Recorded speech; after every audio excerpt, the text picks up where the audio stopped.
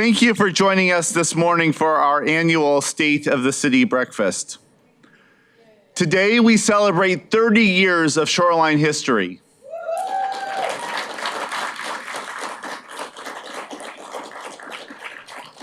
To help in that celebration, the Shoreline Historical Museum has put together an exhibit that spans this area's history and highlights those who have brought us to where we are today.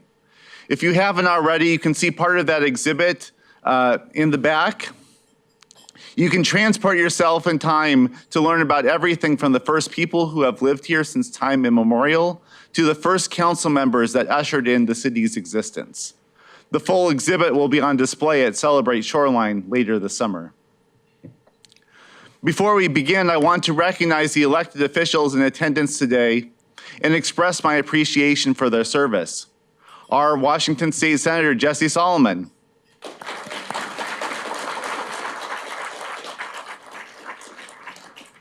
Our state representatives, Lauren Davis and Cindy Ryu.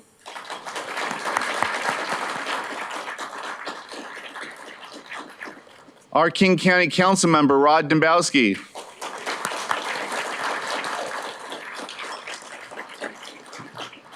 We have Montlake Terrace Mayor Kyoko Matsumoto Wright.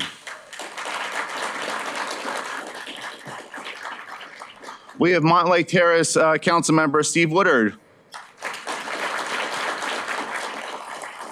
We have Edmonds Council member Jenna Nand.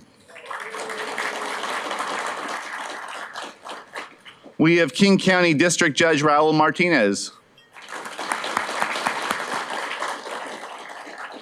We have North City Water District Commissioner Charlotte Haynes and Patty Hale.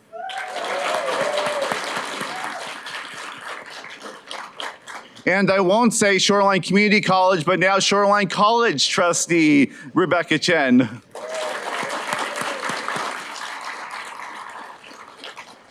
I'd also like to recognize Josie McKinley from Senator Cantwell's office and Marielle Trumbauer from Congresswoman Jayapal's office.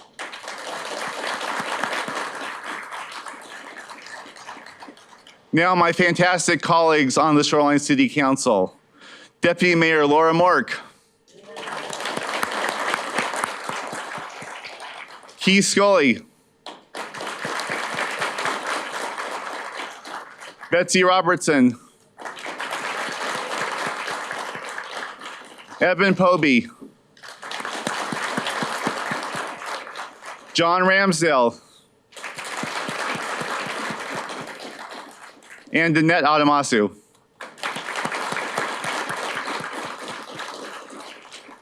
And I also want to thank our city manager, Bristol Ellington.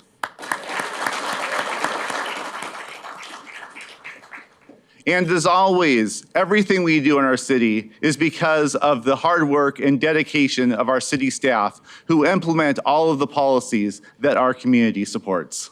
So thank you.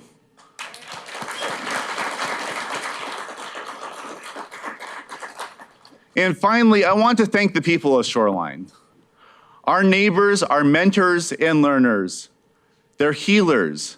They're fathers and mothers, husbands and wives. Our neighbors are people of deep faith and innovators. They are athletes and artists, homeowners and renters, all people who care deeply about the well-being of their community. Without their support, without the support of our community, without our dedicated volunteers, we would not be the city we are today.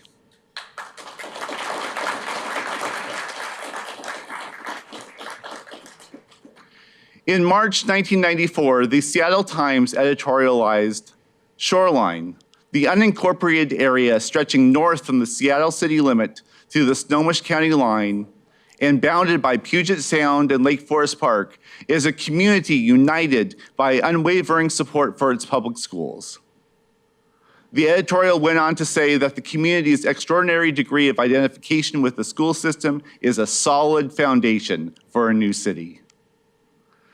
On the eve of the September ballot to incorporate in 1994, co-chairs of Vision Shoreline, Claudia Ellsworth and Leon Zorns, told the Seattle Post-Intelligencer that Shoreline voters want Shoreline.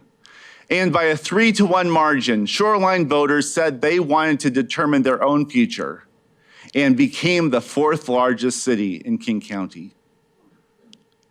They wanted a local say in how their taxes would be spent. They wanted more dedicated police services in the community. And they wanted the character of the community to remain strong and independent. They wanted to say in our community's future. They knew our city would grow and develop.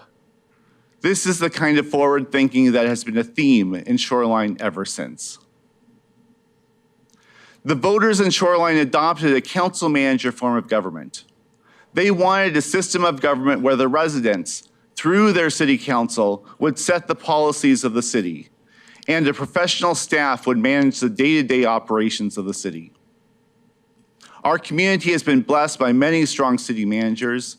They have been talented public servants who have assembled great teams of people to work for our community. Council members faced many challenges in those first few years as a city. The lack of a city hall, dangerous roads, and water that flooded 175th and Meridian whenever it rained, just among some of the challenges that they faced. Hand in hand with the community, the council rolled up their sleeves and went to work developing partnerships with our state and federal delegation to accomplish some big tasks to improve our community. For nearly 2 decades after incorporation, Shoreline did not see much population growth, but past councils worked diligently to deliver on the vision developed by the Shoreline community.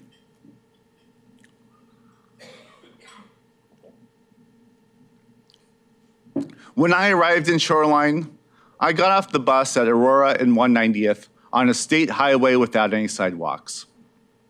The city took a busy, accident-prone state highway, surrounded by businesses of all kinds and lacking pedestrian infrastructure, and turned it into a safer, more efficient transit corridor. And we did it primarily through outside funding. We were able to fund over 80% of it with federal, state, and county dollars. The improvements to Aurora were transformative for our community and helped set the stage for other big, bold projects that we continue to see implemented today. A town center was a perennial topic for the city ever since before incorporation. In 1998, the community identified the general area around 175th and Aurora as the heart of Shoreline, and worked with the community and business owners over the next decade to develop a town center plan. And since adoption of the town center plan and the construction of this city hall, this area has transformed into a place of civic pride. We've long wanted to activate our town center. We've wanted to make the heart of our city a bustling, active neighborhood, full of art, thriving businesses, and full of people. And I'm excited that the next step on our town center's transformation will come this winter, when we will be lighting up the park at Town Center for the first time with a winter light display in partnership with the Shoreline Chamber of Commerce.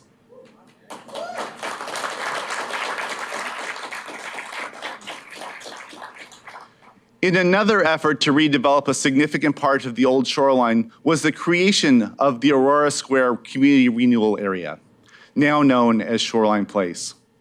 The city worked for more than a decade to facilitate a revitalization of the centrally located retail center into a thriving mixed-use urban neighborhood. Over the past few years, new restaurants and services have embraced this vision, like Triumph Valley, which opened earlier this year to great acclaim. Over the next 10 years, we can look forward to many more exciting changes as the core of this former Sears site begins to redevelop. In 2011, the council began discussions about how to respond to the multi-billion-dollar regional investment in light rail through Shoreline. Those community-wide discussions culminated in the adoption of 2 area-wide rezones in conjunction with the light rail station sub-area plans in 2015 and 2016. These forward-thinking ideas are now bearing fruit as our community's vision for the transit-oriented development is being realized. We inherited our park system from King County upon incorporation and found it in need of love. In 2006, Shoreline voters approved a park bond, which provided for the redevelopment of several parks and the purchase of Krukeberg Botanic Garden and Southwoods. The city has partnered with the school district to maintain Paramount School Park and Sunset School Park, and has partnered with King County Wastewater for the development and use of Kayu Park. And we developed the Interurban Trail under an agreement with Seattle City Light. And since 2019, the council has acquired 4 new parks and has expanded 6 additional parks. In 2022, Shoreline voters approved a park bond to redevelop more of our public spaces. We have completed work at Ridgecrest Park, Krukeberg Botanic Garden, and Shoreview Off-Leash Dog Area. We have started construction at James Keogh, Richmond Highlands, and Upper Hamlin Parks. We hope to complete James Keogh Park by this fall and Richmond Highlands Park by the end of this year. And we will begin construction on Hillwood and Burgers Bog Park later this year. In 2020, the council made the tough decision to close the Shoreline Pool after years of increasing maintenance costs for the old, inadequate facility. We hear loudly that the community wants a new pool for recreation, for competitive swim, and to learn how to swim, and also senior aquatics. Over the next year, the city will explore designing a new pool-only facility.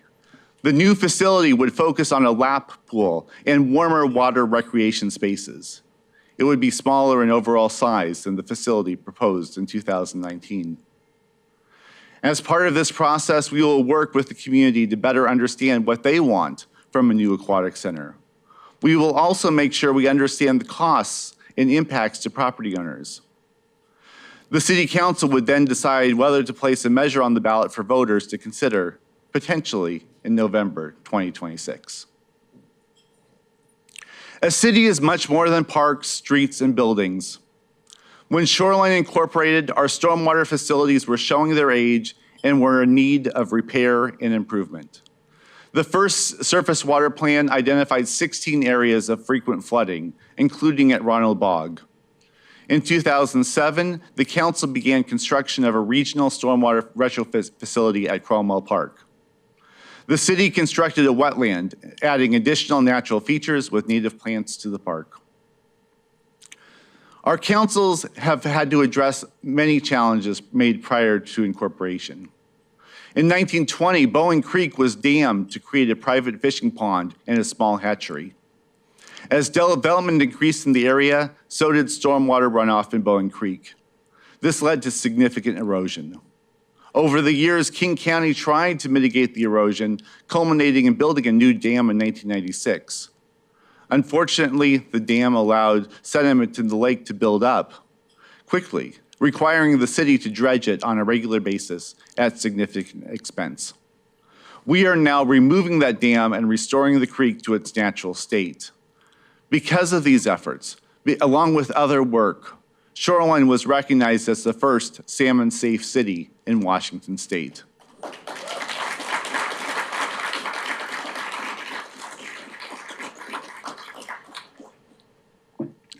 One of the first priorities of the city after incorporation was public safety. The council made the decision to contract with the King County Sheriff's Office for services. This relationship has proven to be a success. Frequently, the best officers seek assignment to Shoreline, and several of our police chiefs have moved into leadership position within the Sheriff's Office after leaving the city. Our new police chief, Tommy Collins, is continuing the work of his predecessors. He is committed to developing relationships with community members. And this year, he started a law enforcement explorers program offering youth an opportunity to learn more about careers in law enforcement.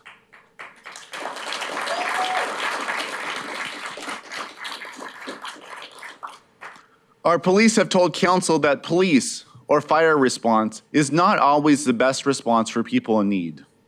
We created Radar in 2017 as a response plan to let Shoreline deputies know prior to arrival at a scene if they would be encountering an individual with a behavioral health issue.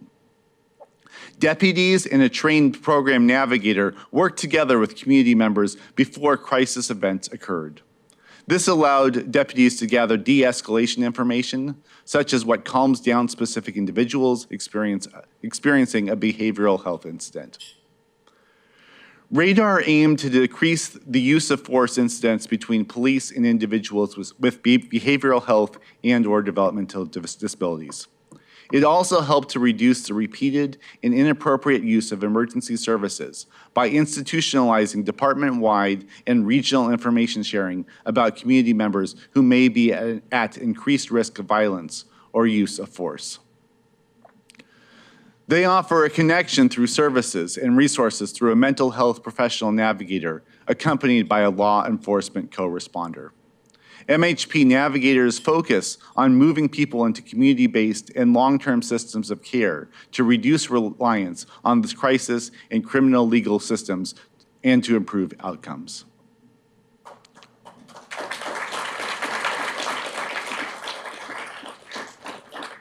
In December 2019, researchers at George Mason University, with funding from the Department of Justice, released an evaluation report of the RADAR program.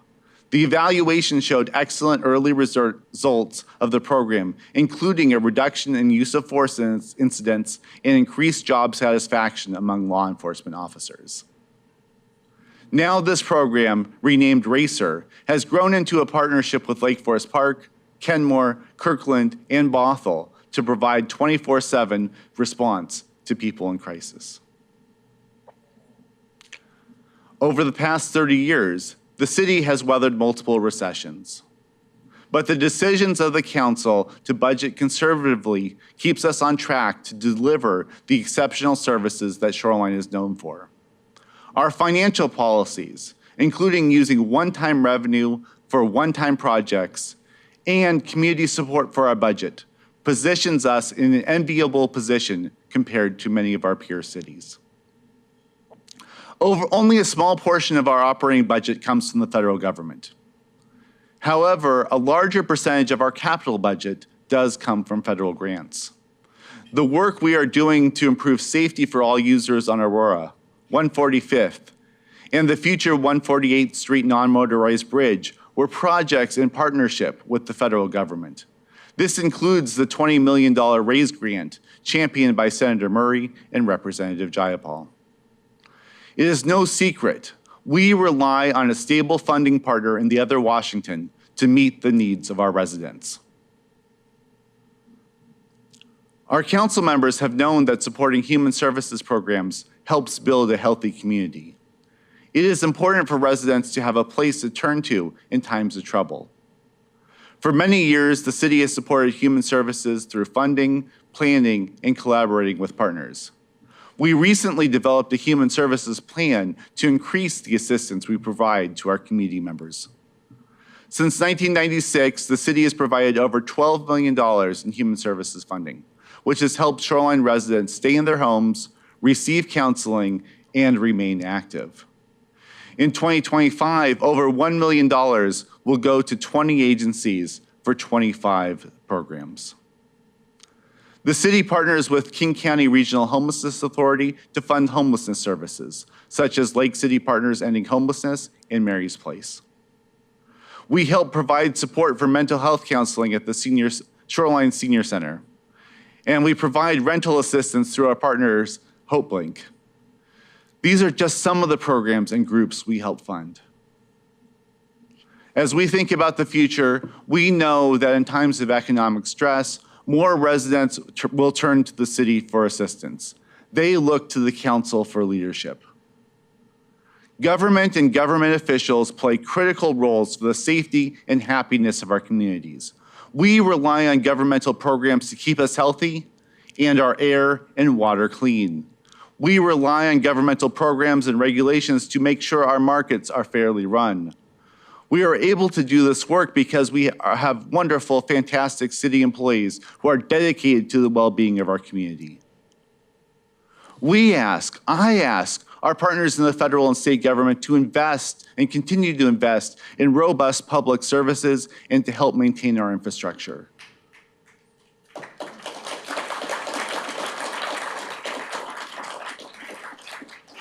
We ask our partners to increase the capacity of government to help serve its citizens. We call upon our partners to provide a robust social safety net and to support our public employees. Over our history as a city, we've been faithfully served by innovative and bold council members who dedicated themselves to make Shoreline a great place to live, work, play, and learn. In our 30 years of a city, we've had 29 individuals serve on the Shoreline City Council. In addition to our current council members, we are fortunate to have 10 of our past council members here with us today. Our community has elected Boeing engineers and high school principals, former Ronald wastewater commissioners and Shoreline School Board members, members of our Parks Board and Planning Commission, homeowners and renters, lawyers, baristas, accountants, small business owners, legislative staffers, and ecologists.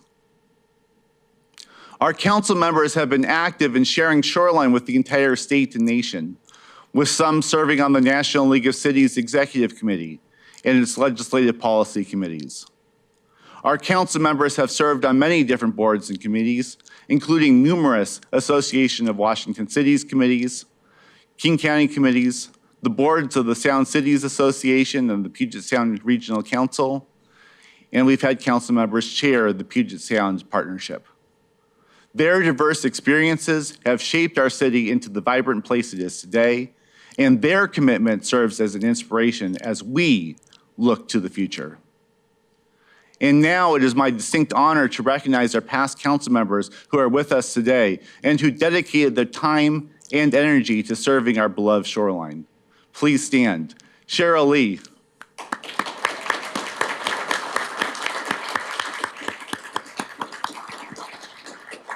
Rich Gustafson.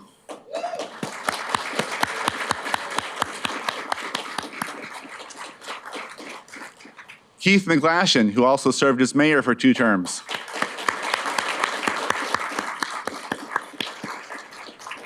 Representative Cindy Ryu, who served as mayor for 1 term. Janet Way.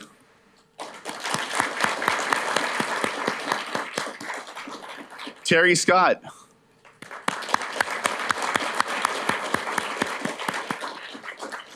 Doris McConnell.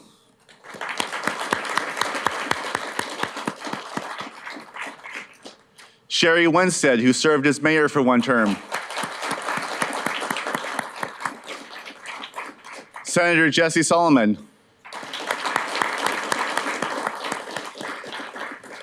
Susan Chang.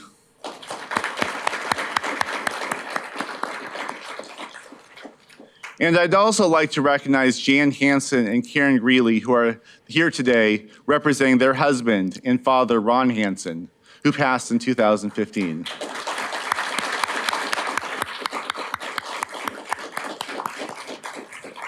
And Ron also served as 1 term as mayor.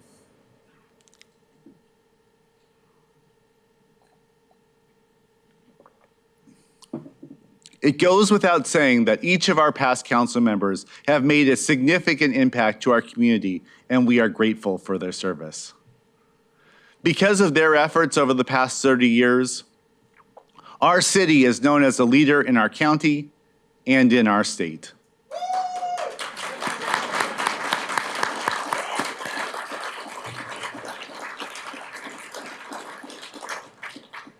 As we approach our 30th anniversary of incorporation in August, we do not have time to rest on our laurels. Our city faces multiple challenges that require our entire community to act.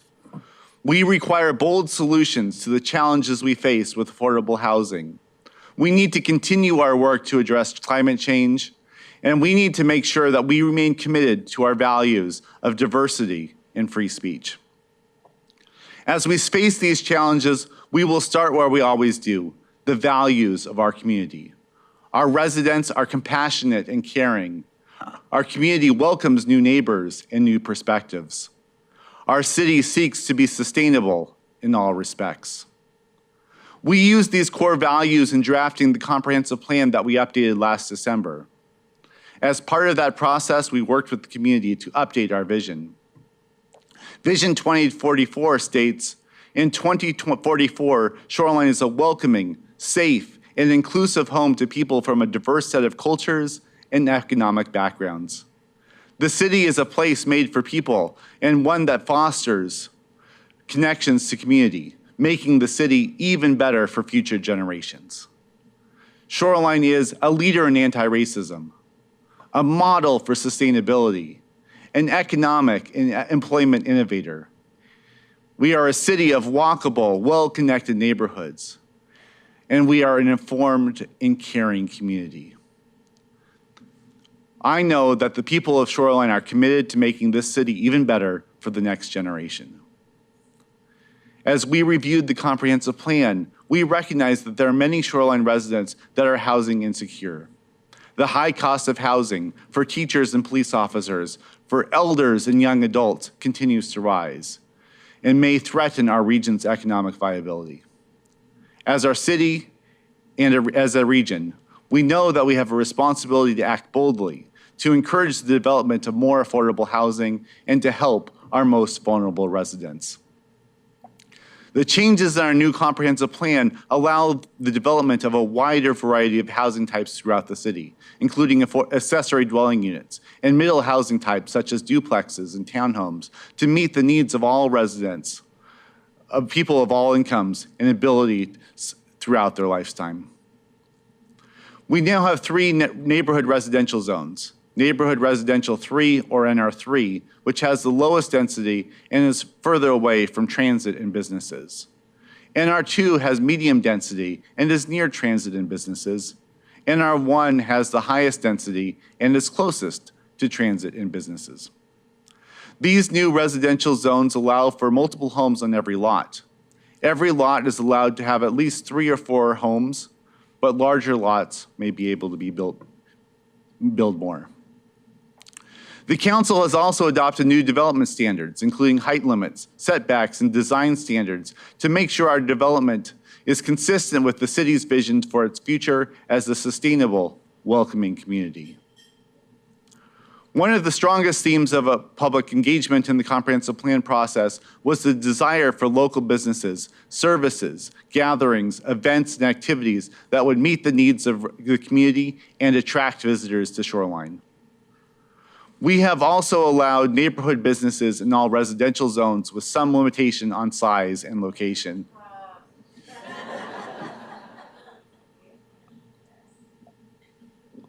These types of businesses include restaurants, cafes, and brew pubs, personal services such as barbershops, spas, and hair salons, professional offices, and limited retail such as markets or grocery stores and hardware stores. Shoreline will become one of the first cities in the state to abolish our parking mandates. We know that parking is one of the largest costs associated with development, up to $60,000 a space. These costs are reflective in increased costs of rent and the amount we pay for goods and services. These parking mandates also have environmental and community impacts, as they increase the amount of impervious surface, increase the number of heat islands, and making walking less pleasurable. Cities without parking mandates still have a responsibility to manage parking. This year, we launched our parking enforcement program. Our parking enforcement team has been educating people on parking and writing tickets. And we will continue to utilize a data-driven approach to manage on-street parking. As a council, we remain committed to helping our most vulnerable residents. We have a strong relationship with Lake City Partners Ending Homelessness. They manage the Aurora Oaks Enhancement Shelter, the highest performing enhanced shelter in King County, with a 99% shelter bed use rate. Its Dignity First model offers private rooms and an extended stay period, giving clients the opportunity to stabilize over a period of months, not days. With its enhanced client services team, Lake City Partners helps them with their journey to permanent supportive housing. In 2024, they had a 122% housing placement rate, which means that with a capacity of 60 beds, they were able to find housing for about 72 individuals.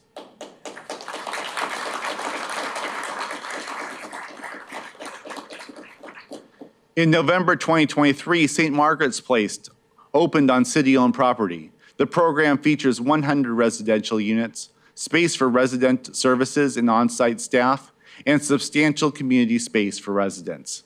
The project provides housing for single adults who are exiting homelessness or at risk at becoming homeless. And our council is committed to evaluating other city-owned surplus properties to see if there are additional opportunities to provide housing for low-income residents. As Shoreline grows, we are committed to doing our part to address the impacts to our environment. We see our summers become drier, our winters warmer, and more extreme precipitation. We adopted our climate action plan in 2022. The plan has 90 actions spread across 5 focus areas. As of 2024, 10 actions were complete, and 57 actions were either in progress or ongoing. Later this month, we will complete another, providing electric bikes to community members through a grant from the Department of Ecology. Other actions we will work on this year include continuing our Energized Shoreline program, providing incentives for people to transition to electric heat pumps, increase bicycle parking infrastructure, and updating our Deep Green Incentive program to encourage developers to build more sustainably. The Deep Green Incentive program gives developers who build green access to increased density, taller buildings, and reduced fees. While building green is optional in most of our city, it is a requirement in our light rail station areas. All development near the light rail stations must be certified as Built Green 4-star, a green building program by the Master Builders Association of King and Snohomish counties. Since 2017, 93 buildings have been permitted with some sort of green certification. There are over 2,500 dwelling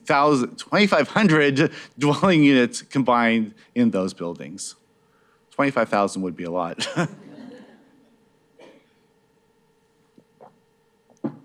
As Shoreline matures, we need to preserve and increase our tree canopy.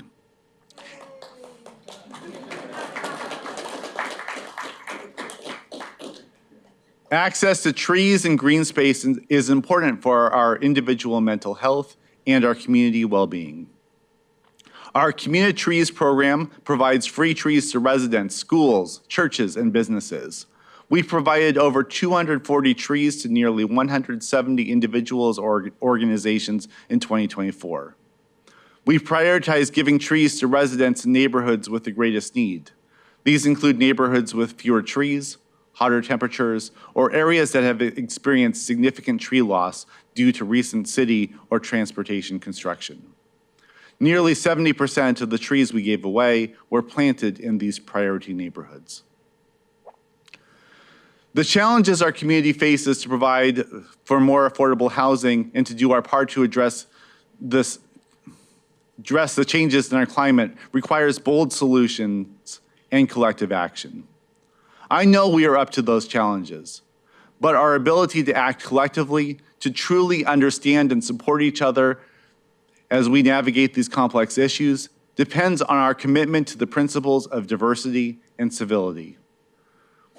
When we value each other's unique contributions and engage in respectful dialogue, we create the strong foundation necessary to build a more just and sustainable future for everyone.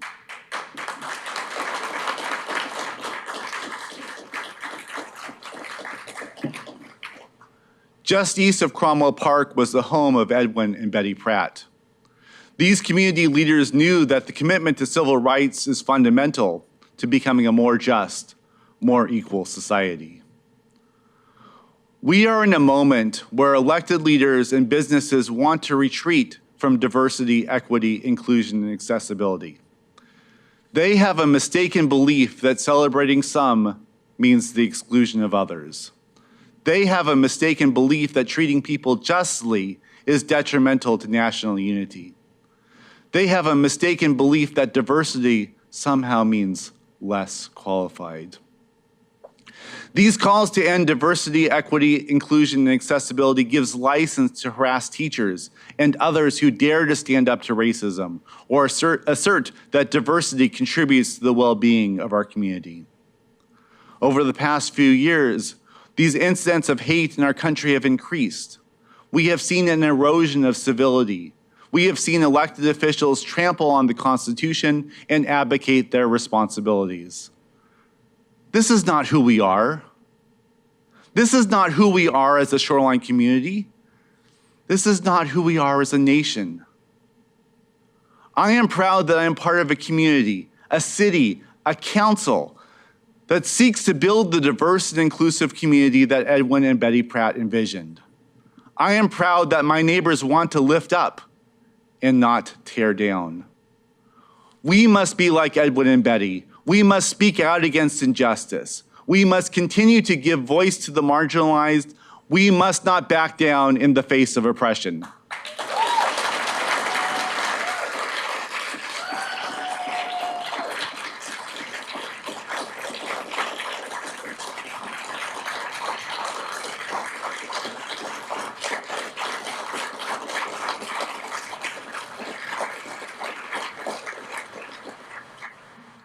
For the past 30 years, we, the Shoreline community, have worked together to become a more welcoming, safe, and inclusive home to people from a diverse set of cultures and economic backgrounds. We have worked together to be a model for sustainability and to be a leader in the region. While the path towards building a more just, more equal society has been long and uneven, I have confidence in my community that we will continue to commit ourselves to this work. And as we head towards our nation's 250th anniversary of the signing of the Declaration of Independence, we must all be engaged in the work to build a more perfect union.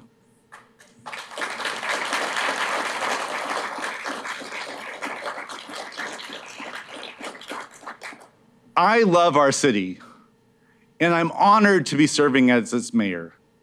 Let us continue this journey together, building on the strong foundation we have laid, and striving every day to make Shoreline a shining example of what a truly vibrant and compassionate community can be.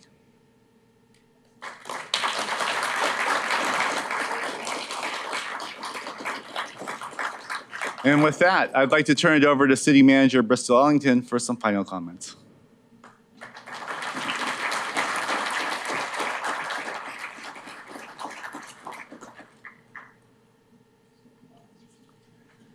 Thank you, Mayor.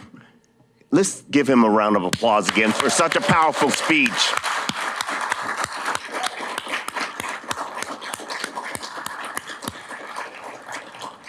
I also want to thank you for being here today.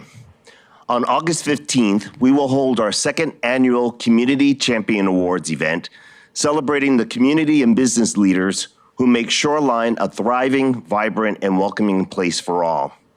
Presented in partnership with the Shoreline Chamber of Commerce, the Community Champion Awards will be presented alongside the Chamber's Business People of the Year Awards. At this same event, we will also honor all the great volunteers we have at the city and award our Volunteer of the Year Award. The City of Shoreline Community Champion Awards acknowledge and celebrate leaders whose contribution to the community makes a meaningful difference in the lives of Shoreline community members. Please join me in celebrating this year's finalists. They are Guru Dorji, Pax, oh, go ahead.